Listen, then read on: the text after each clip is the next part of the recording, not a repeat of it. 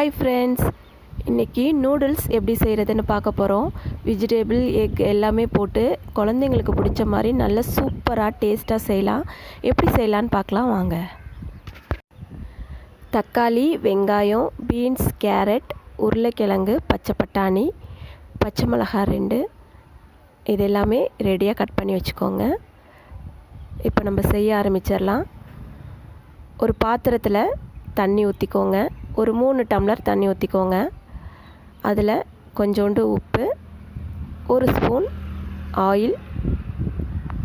தண்ணி நல்லா கொதிச்ச உடனே நூடுல்ஸ் போட்டுக்கோங்க. நூடுல்ஸ் ரொம்ப வேகக்கூடாது, ஒரு 75% வெந்தால் போதும். இந்த அளவுக்கு வேக வச்சுக்கோங்க. இப்போ இதை எடுத்துக்கலாம். நல்லா தண்ணியை வடிகட்டிட்டு இதை அப்படியே ஆற வச்சுருங்க.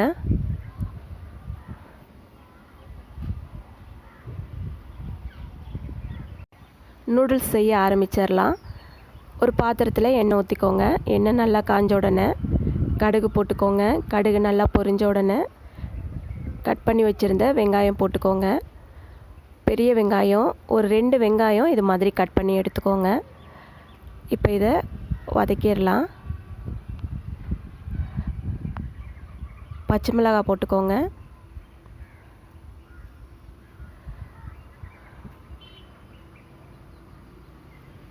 இப்போ இதோட எல்லா காய்கறிகளையும் போட்டுக்கலாம். காய்கறிகளை தனியாக நம்ம வேக வைக்க போகிறதில்ல, இந்த எண்ணெயிலே தான் அது வேக போகுது. அதனால் நல்லா இதிலையே வதக்கிடுங்க.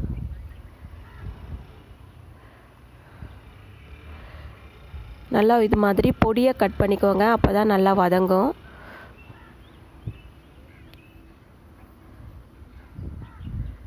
தேவையான அளவு உப்பு போட்டுக்கோங்க.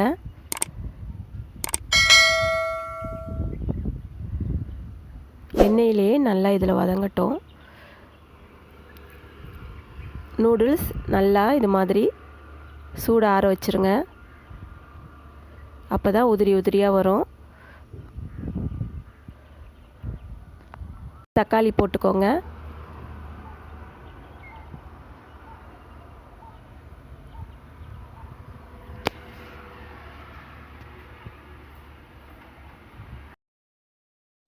நல்லா வதங்கிருச்சு. காய் வெந்துருச்சான்னு செக் பண்ணிக்கோங்க. இப்போ இதில் மசாலா பொருளெல்லாம் சேர்த்துக்கலாம். 1/2 ஸ்பூன் மஞ்சத்தூள், 1 ஸ்பூன் மிளகாத்தூள், 1 ஸ்பூன் மல்லித்தூள், 1 ஸ்பூன் கரம் மசாலா.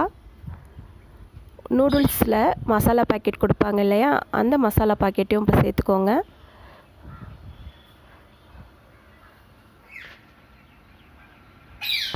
ஒரு நிமிஷம் நல்லா இதை கிளறி விட்டுருங்க. இப்போ இதில் முட்டை சேர்த்துக்கலாம். 2 முட்டை சேர்க்குறேன். உங்களுக்கு முட்டை போடுறதுக்கு விருப்பமாக இருந்தால் போட்டுக்கோங்க, இல்லைன்னா வேண்டாம். இப்போ இதை இதிலையே வதக்கிடுங்க.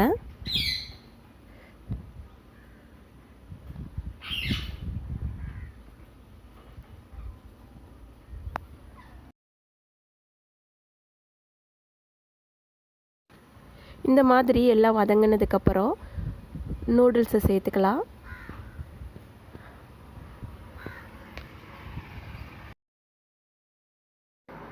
ஸ்டவ்வை லோ ஃப்ளேமில் வச்சுட்டு நல்லா இந்த மசாலாவோட கலந்துருங்க.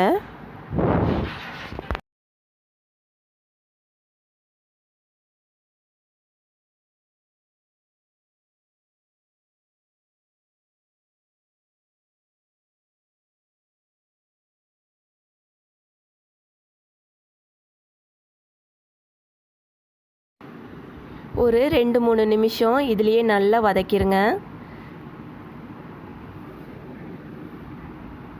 அவ்வளோதான், நல்ல சூப்பராக ரெடி ஆகிடுச்சு. நீங்களும் இதே மாதிரி செஞ்சு பார்த்துட்டு எப்படி இருந்ததுன்னு கமெண்ட் பண்ணுங்கள். நம்ம சேனலை இது வரைக்கும் சப்ஸ்கிரைப் பண்ணாட்டினா சப்ஸ்கிரைப் பண்ணி வச்சுக்கோங்க. தேங்க்யூ.